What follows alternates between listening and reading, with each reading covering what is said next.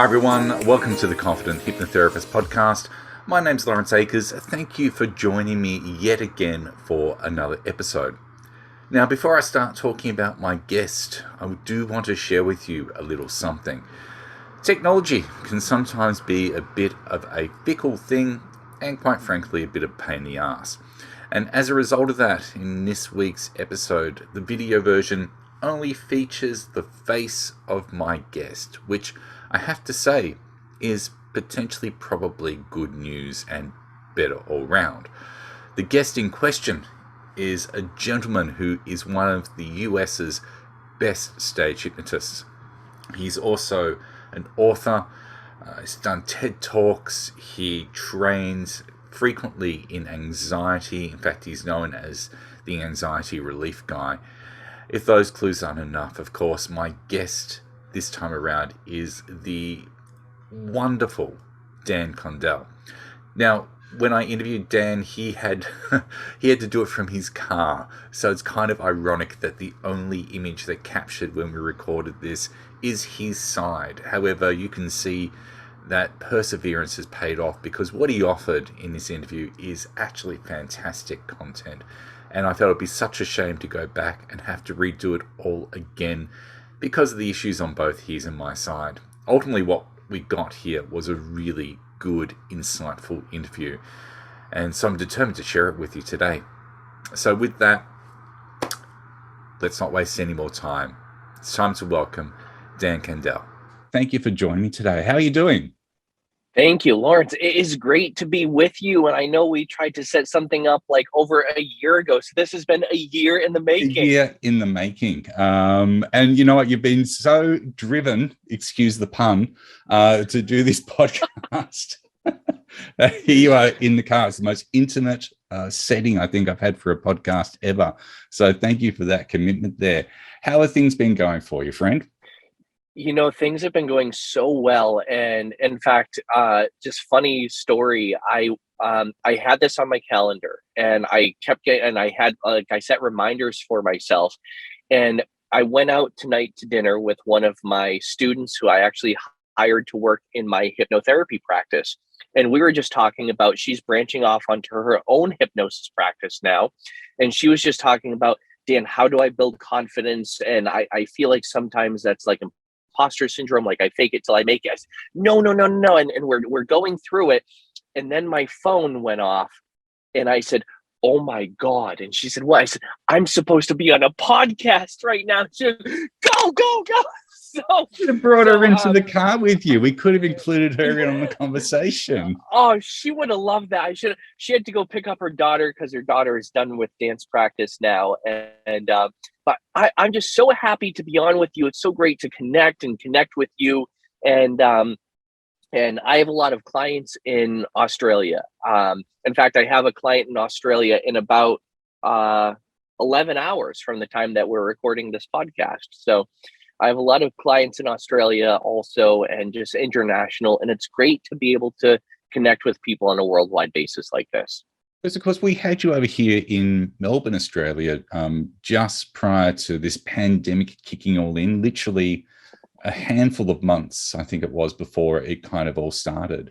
And I vaguely remember being so disappointed for you because you came at the start of summer and yet it rained the entire time. The entire time, yeah. Yeah, and then as soon as you and Michael and Billy left, the sun came out and I thought, that has got to suck. So we came also, so we left right as the fire started to happen as well.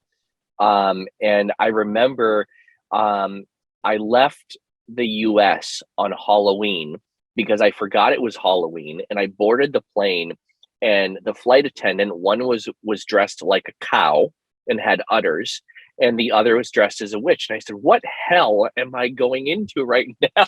And I realized, it's Halloween. So, all about flight attendants dressed up as cows. Like, I mean, this is common knowledge, isn't it? Now, out of all my guests to date, you're kind of unique. Actually, all my guests are unique, but you're unique in the sense that I can remember having dinner with you and Michael and Billy and Emma Romano and all that. And you were telling us at that point about how you had started to use hypnosis back when you were 12 years old to use for study, I think it was back then. It was, yeah. So I had a learning challenge when I was younger, and we call it like a learning disability, but I don't like the word disability, so I call it a learning challenge. And at the time, I was just like the typical awkward middle schooler and going through a really weird time, and also at the same time battling with my sexuality and coming into who I was, um, and just feeling different. And it was um at the time my other grandmother had just passed away. There was a lot of things that was going on. So I saw a stage hypnotist perform when I was 12 years old at a campground when my father and I went on a family camping trip. And something amazing happened. I remembered, Lawrence, every single thing the stage hypnotist said and did. It's like I had a photographic memory for everything hypnosis. So I remembered it. I got home from that vacation and I practiced it on my friends, and it worked. So then my parents found out I was interested in this, and they bought me books, but there were not really many books about stage hypnosis. So they bought me all therapeutic books.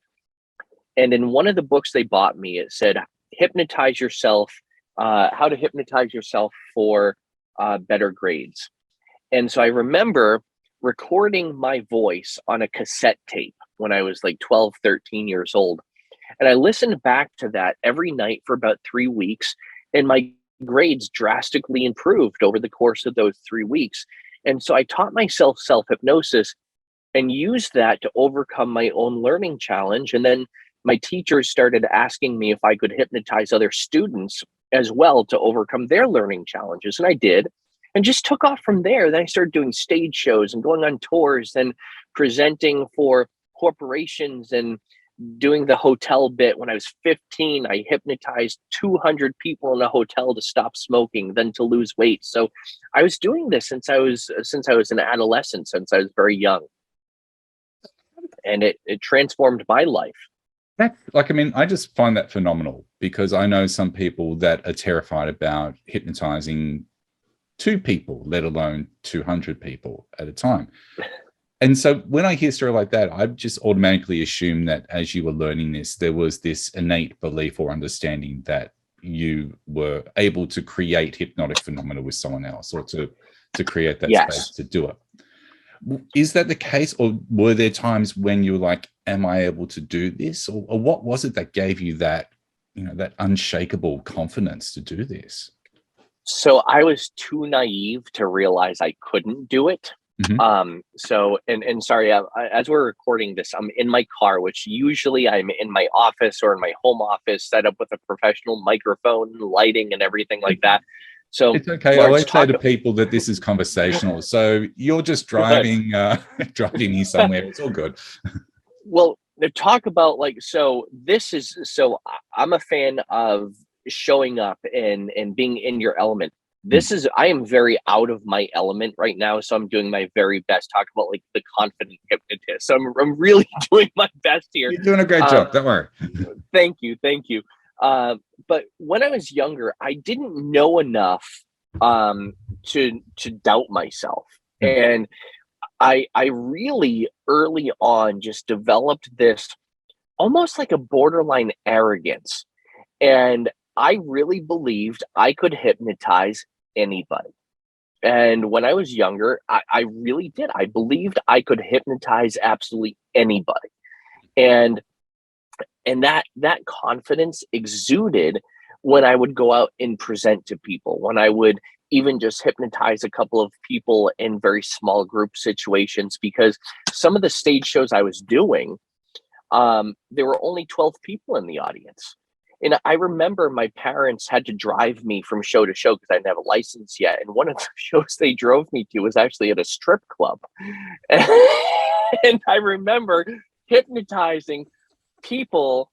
It was actually a stripper had her son's birthday at the strip club. I was, why wouldn't you? So I remember going him to 12 people, and they were adults that showed up to this kid's birthday. And I remember they were like 12 people in the audience, and I hypnotized them. Why not? Why wouldn't you? I didn't know enough to realize that that the average person couldn't hypnotize every single person in a stage show. So I automatically developed this thought in my mind, like I have this special skill, and the special at the time I thought it was a power. And I'm like, I have this special skill. I can hypnotize anybody. I don't care. I can hypnotize anybody. And I acted that way. And I really did believe that for the first couple of years of my career. I guess that really helped in the creating the intention that was behind all of that anyway, in order to make sure that when you step forward, about being the hypnotist and being able to have that self-belief to be able to do that. Has there ever been an instance where you just completely got it wrong? Yeah. So it was a few years after I started hypnosis.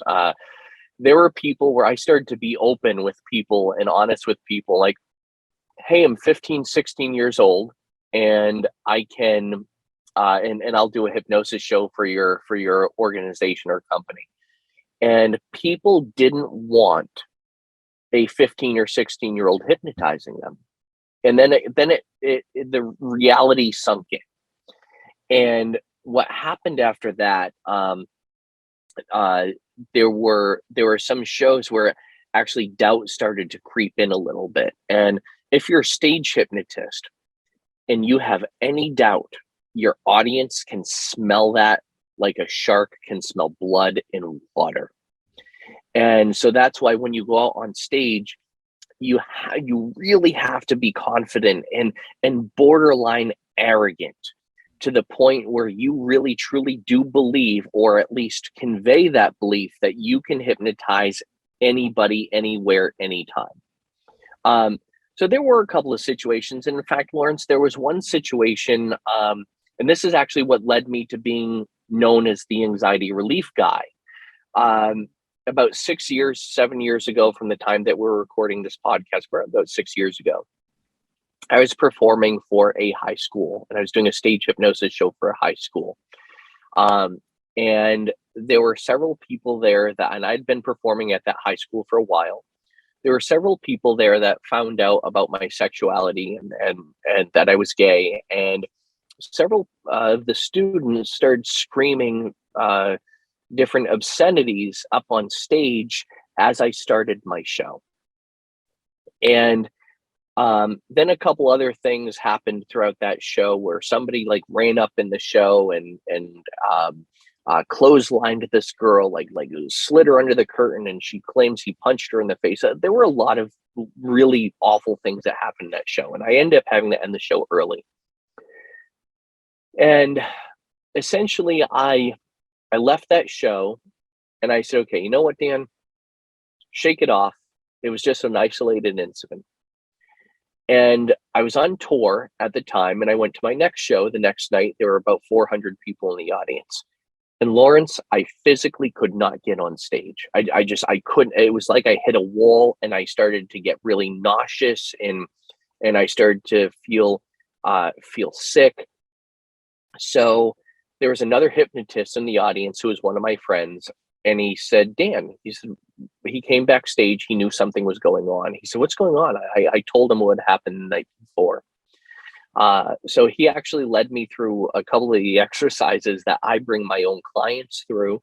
And it worked enough to the point where I was able to get back on stage. But what I realized is after that is I had essentially like PTSD, and I almost quit hypnosis. And I canceled a bunch of my shows. I canceled a bunch of my clients, and I felt like a huge failure. And I said, how is it that something like this can affect me on such a level where I work with people on things like this all the time? So that prompted me to learn everything I could about anxiety, stress, PTSD, performance anxiety. I learned absolutely everything I could from a psychological perspective, from a hypnotic perspective. And I started to implement it on myself. And I even hired other therapists and coaches and hypnotists to help me with this. After a couple of months, I got back on stage. I felt great. And there were two particular exercises that worked wonders for me, which, if you want, I can get into that in a little bit later. But there were two particular exercises that really worked wonders for me, which I now do with my clients. And it helped overwrite that program of PTSD. Then I started specializing in working with people who have anxiety. And I would say about 3 years ago, it was January 1st of 2019, where doctors started referring their patients to me as the anxiety relief guy. And they started calling me the anxiety relief guy. And that's how I became known. And now I present for companies like Amazon, Dell Computers, and not as a hypnotist per se, but just as the anxiety relief guy. And that's become my identity of sorts. So interesting. I know we went from like self hypnosis as this broken teenager to now like blatant homosexuality on stage for a high school audience. But I like to say all connects.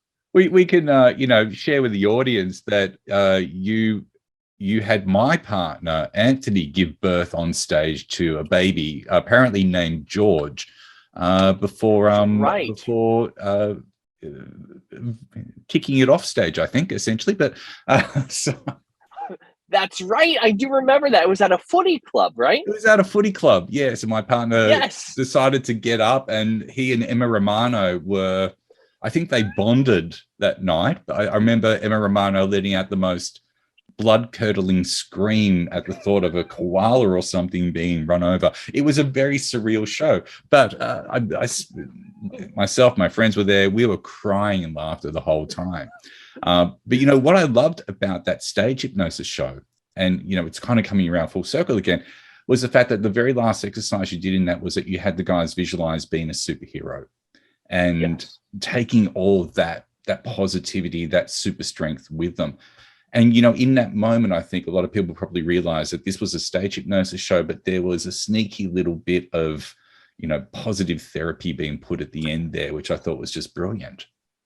Yes. And what I like to do at the end of all my shows is what I call 2 minutes of transformation. And it basically wraps up the entire show on a very positive, upbeat note. And it lets people in on the reality that stage hypnosis and hypnosis isn't just for fun and comedy, as they're seeing it in that stage show. It's also used for something really, really powerful and beneficial. And I want people to leave feeling really empowered. And the 2 minutes of transformation that I do on stage, it really is all about helping a person embrace and embody that confidence, that high performance mentality, where it's almost like there are these attributes that you don't know you have, and let's now embrace these, and let's now accept these into part of yourself. And for many, I have people that come up to me, and I know Anthony, he came up to me after the show and said, I feel fantastic. And Lawrence, there are people that come up to me after the show and they'll say, Dan, we have been going through cancer treatments for the past 3 months and we felt nothing but pain. And in your show, we felt nothing but comfort. And we feel so comfortable and so good. Or people saying like, we've suffered with anxiety for such a long time. And we finally, for the past hour and a half, felt calm. And it was the first time we felt calm in such a long time. And some people, Lawrence, some people poo-poo stage hypnosis and say like, no, it's not credible. I was going to ask you about your thoughts on this, because you and I are very aligned. I think every hypnotist should learn stage hypnosis, personally. Right. And yeah, and even in the class you took, there were a lot, like most of the people there said, we don't ever intend really doing a stage show, but we just want to learn it because you want to learn it. It's a valuable tool to learn. And then you learn how to apply the same principles to, say, doing a presentation or a lecture demonstration, or let's say lecturing to your local footy club or sport club, where you go in and you teach people how to really harness the power of their mind. And when I present for companies like Amazon and Dell, and I just traveled again to do a couple other corporate presentations, they ask me, they say, Dan, we know you're a hypnotist, but please don't use the word hypnosis. Yeah. Oh, okay. It's funny that, but yeah, I've had that story from a few people as well. It's almost like there's a bit of voodoo or woo-woo around it that frightens people off. Right. So in that situation, I say, I'm just going to teach you psychological techniques, strategies, and principles of how to communicate with your subconscious mind. And we don't call it hypnosis. We just call it like receptive states. And I'll essentially do hypnotic processes without doing hypnosis. I'll do hypnosis without doing hypnosis. And I think hypnosis, stage hypnosis in particular, has gotten a bad name because there's a connotation or perception of hypnosis as being mind control. And a lot of stage hypnotists at first, as full disclosure, as did I, a lot of stage hypnotists will get drunk with power when they first start off in the profession. And they'll feel, I can do anything to anyone. And that's that confidence. And that's where it's you can tell where people learn stage hypnosis before they learn clinical therapeutic hypnosis, because I really do truly believe that people who learn stage hypnosis first have more confidence, and they have also like that arrogant, but in a good way, like a good level of that, a good balance of that, where it's like, I can do anything to anyone and hypnotize anyone that I want.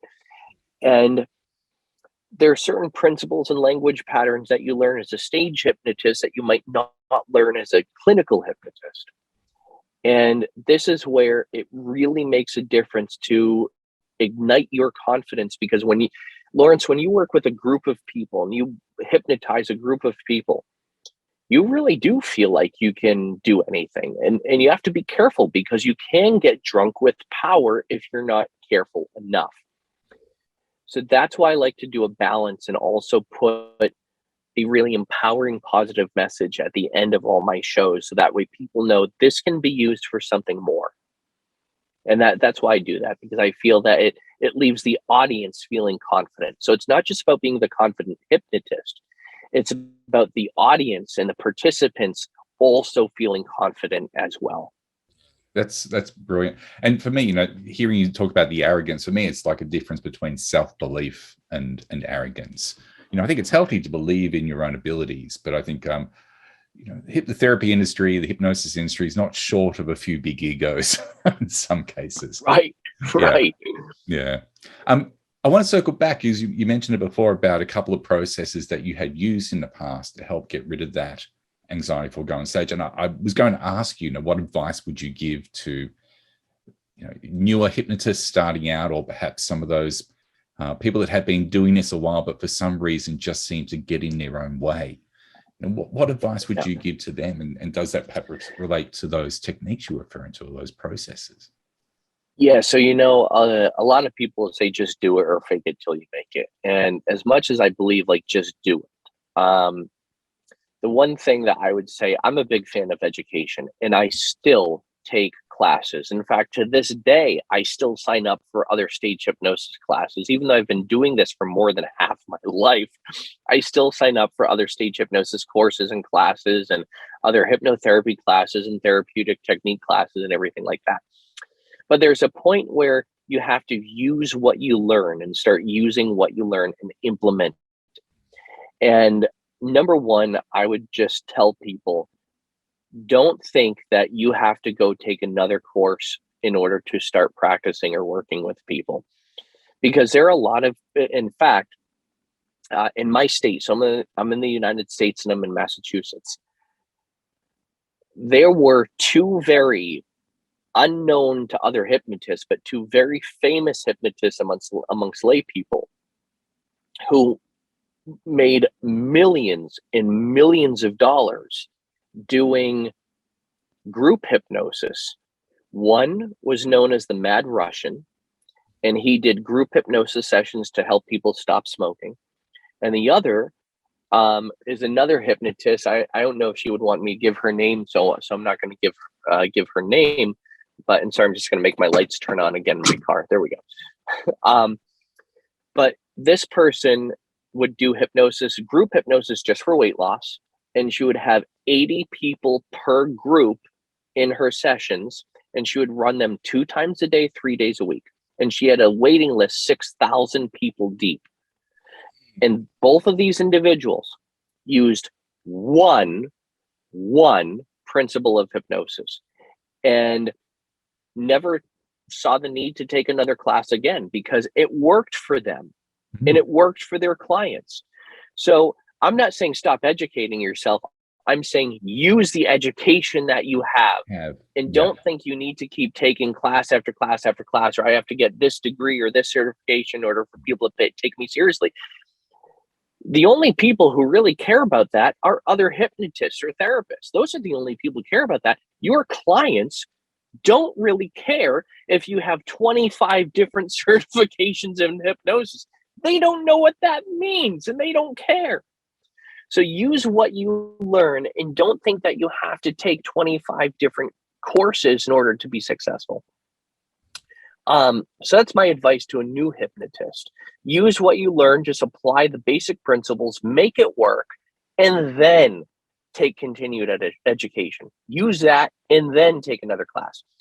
I had mentioned briefly about what helped me overcome the performance anxiety. Do you want me to talk about that a little bit?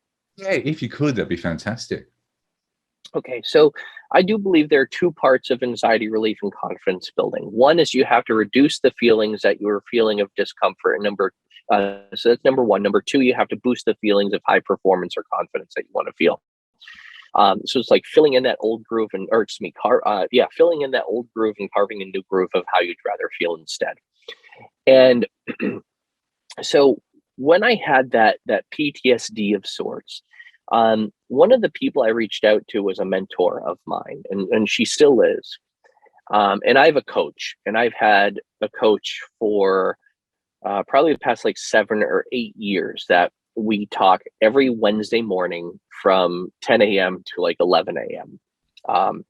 And so I have this coach, and this is the mentor I'm referring to. And I consulted her after the fact, and after that incident happened on stage, and it was about a month or 2 after, and I'm like, I'm going to leave hypnosis. I'm never going to do this again. I'm going to go get a job at Walmart or Kmart or something like that. And she said, well, let's just work through this. So essentially what she did is a collapsing of anchors. And she said, imagine all the praise, all the love, all the compassion that you've ever gotten, all the compliments you've ever gotten, and imagine closing that in your left hand. And she said, then imagine all of that hatred, all of that anger, and all of those negative remarks, and close that in your other hand. And she did a collapsing of anchors. And now imagine yourself walking on stage with all of this love and compassion. And even though people might think or might still say those things to you, it just rolls off your shoulders. So it's a very simple collapsing of anchors. And that was one strategy that really, really helped, is to collapse that anchor and think of, okay, how do I want to feel? And become aware of that. The second thing that worked is actually one of my students that I trained in hypnotherapy was also a master NLP practitioner. And he actually went on tour with me for a little while. And it was before one of my presentations I was giving to a business group. And we were in, I don't remember if we were in Orlando or Montana or LA. We were somewhere, somewhere on the road. And I said to him, I said, dude, I said, a little bit of this anxiety starting to boil up again. And again, he was an NLP master and master instructor. And he said, okay, Dan, just listen to me. He said, I'm going to ask you a couple of questions and just let your mind go with where it needs to go. I said, okay, what? He said, what do you need to know about that anxiety to not to know about the things you know about it? And what do you need to not know about it to know the things you don't need to know about it? And what do you need to feel or not feel the things that you were feeling? And what do you need to not feel in order to feel the things that you weren't feeling? And my eyes Lawrence, if they were ping pong balls on a ping pong ball table, what? Would have, yeah, I'm confused even trying to remember what you just said there. So yes. Right? And he looks at me and he goes, "Yeah, that's right." He goes, "That's all. He goes, you're fixed." I said, "What?" He goes, "Yeah, go on stage."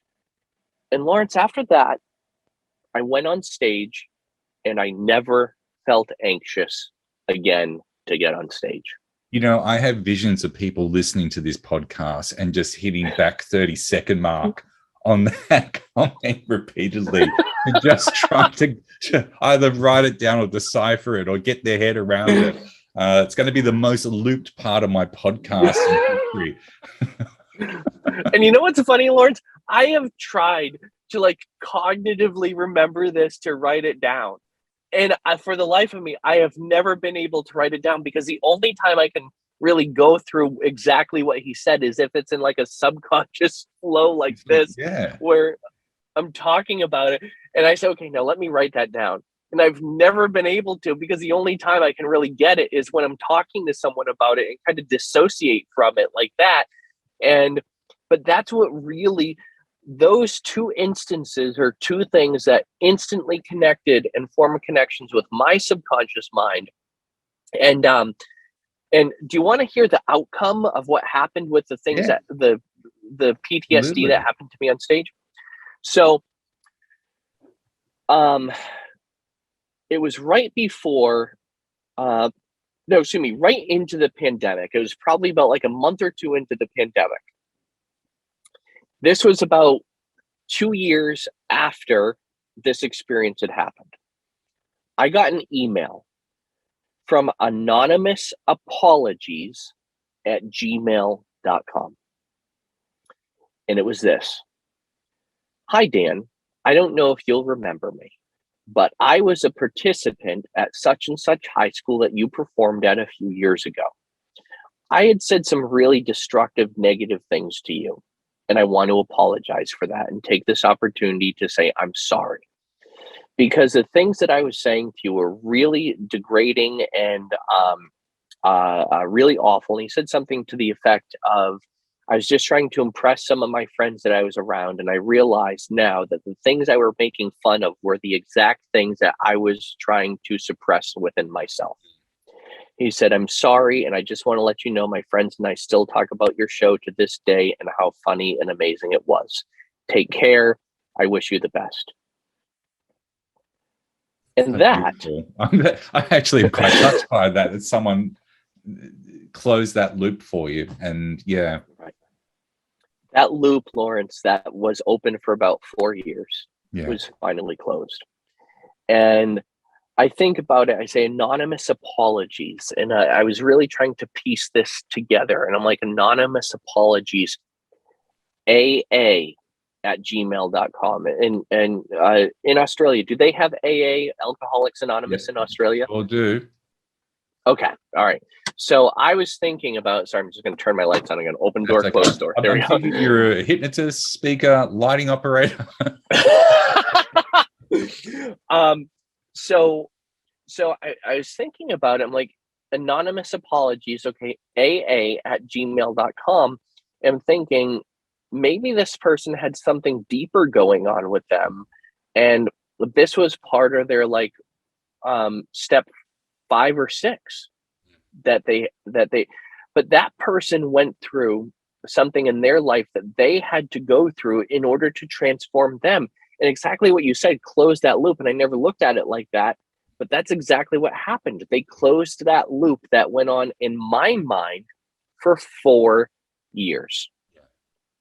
And as much as we say, oh, that was awful, they did that, and look, if they never did that, I would not be known as the anxiety relief guy right now. I would not have 245,000 followers on this platform, and I wouldn't have.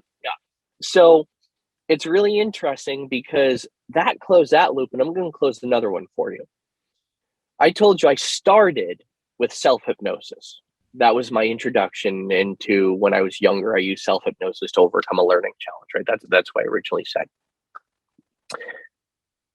I gave a TED talk about that story and that journey. And it's got millions and millions of views. And that's part of what made my career as and made me well known as a hypnotist. But I'll say this. In the beginning of the pandemic, I hired a marketing team. And with our powers combined of the marketing team and my business coach and a few other people that I work with and consult with, we decided, okay, Dan, why not come up with something about self-hypnosis? And in 1 year, now it took us a lot of testing, it took us a lot of trial and a lot of error, but I did a self-hypnosis class online that I recorded. And this was about a year and a half before the pandemic happened. I recorded it. I had it just taking up space in my online Google Drive. And I gave my marketing team all my assets. I'm like, here's what I have. Here are the programs I've done, the programs I recorded. I'm just not really doing much with them. And they said, self-hypnosis seems good because you did a TED Talk about that. Seems like that's what you're known for. We put marketing behind that. And in 1 year, we sold over $500,000 of that self-hypnosis pre-recorded program, which I recorded as a live online webinar. We sold just over $500,000 American of that program. And now my career has launched into a completely different bracket. At the same time, I went viral on TikTok as anxiety relief guy. And I have over 240 something thousand followers on TikTok now to the time that that we're recording this. And if you want to see some of the ways that I work with people, when I work with people privately, go on my TikTok, because I actually have actual techniques that I use with people. I call it rapid relief. And rapid relief techniques that I use with people in person when I'm working with them to help them overcome their anxiety, just like I overcame my anxiety. So I as we close that loop, it started with self-hypnosis, and it went on an evolution where it's not me hypnotizing other people, it's me teaching other people hypnotic techniques that they can use on and with themselves so they can take control.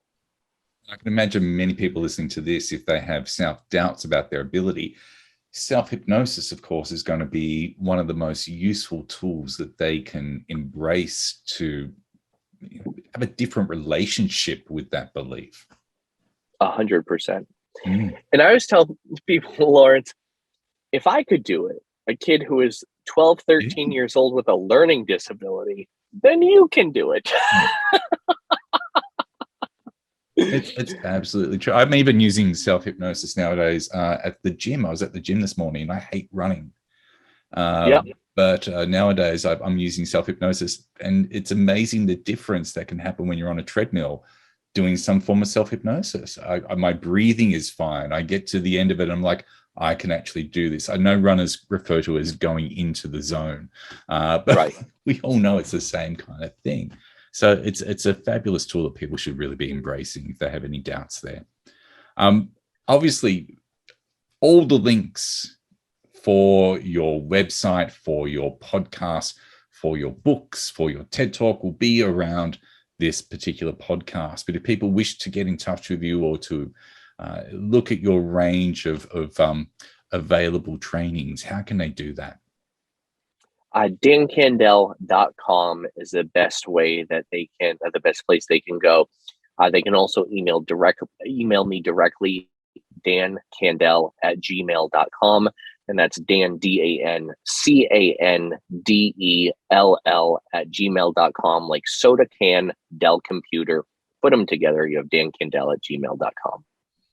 Thank you so much. And for those listening, I've read both of Dan's books and they're freaking amazing. So make sure you go and get them.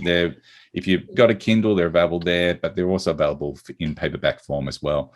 Mr. Kandel, I should let you go since you've been So generous. Lawrence, I feel All like this in such a car. schmuck.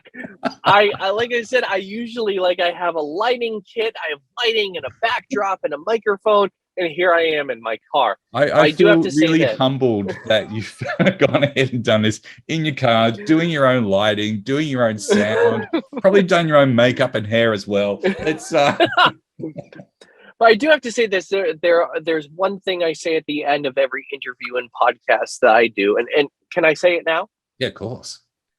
It's one bit of advice I give everybody, and I really ask that you live by these words. I live by these words, and it's these three things I request of you: is be well, do good, and be true to who you are.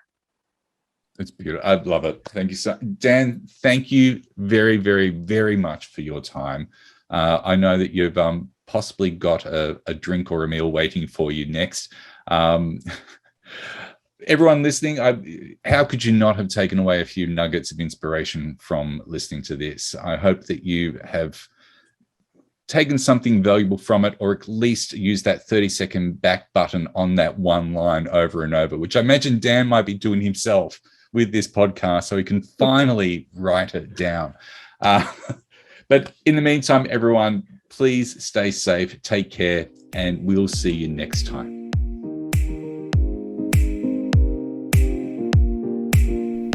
Thank you for watching the Confident Hypnotherapist